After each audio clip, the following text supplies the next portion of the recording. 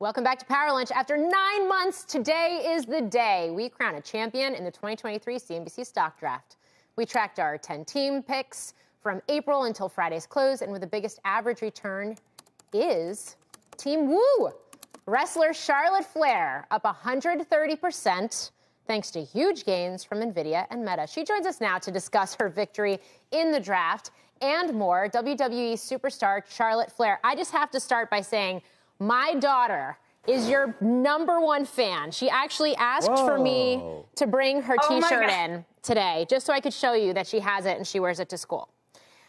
This made my day. We'll have to get it signed. So it's good to have you on the program. Congrats on being #1 on the CNBC stock draft.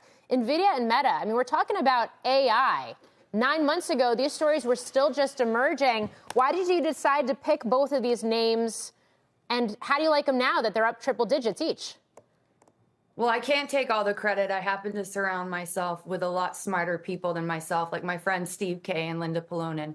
But with NVIDIA, AI is here to stay. They're the #1 in the chip market. And with Meta, they have matured a lot as a company, and not many tech companies can say that they're providing dividends to their shareholders for the first time. And I think it's obvious with how much they've grown. Yeah. And of course, we're going to get NVIDIA earnings next week. So that's going to be a key one to watch, not just for investors in NVIDIA, but also for the broader market, given the fact, to your point, it has been such a powerhouse in terms of the gains we've seen in things like the S&P 500 and the NASDAQ. I mean, do you follow the markets more broadly? I guess what are your thoughts here as we do see record highs for stocks? Honestly, I leave it to Steve K and Linda Polonin.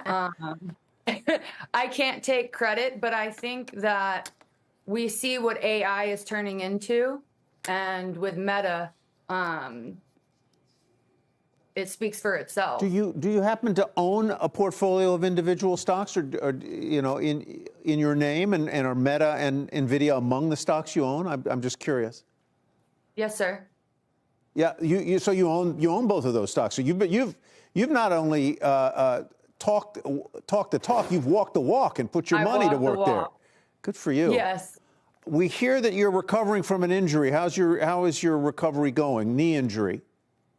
I am. I'm 6 weeks out Thursday. I'm ahead of schedule, and every day all I can think about is returning back to the ring, especially with all the excitement with Raw going to Netflix, WrestleMania 40 in Philadelphia.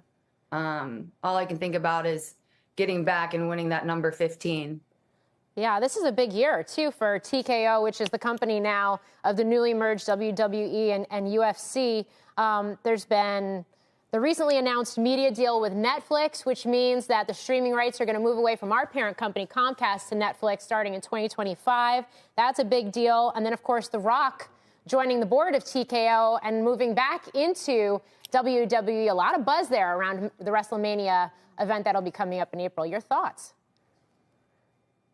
Well, Netflix has 250 million subscribers, so it's only going to make WWE's content more popular, and WWE has always been revolutionary in whether it's Raw, SmackDown, our pay-per-view schedule. And The Rock coming back, I think, bringing more eyes to the product. I think sports entertainment is on a rise right now, and it's just getting more and more popular every year. And I think Netflix is going to be huge for everyone involved within the WWE, from talent to creative to everyone that works with the programming.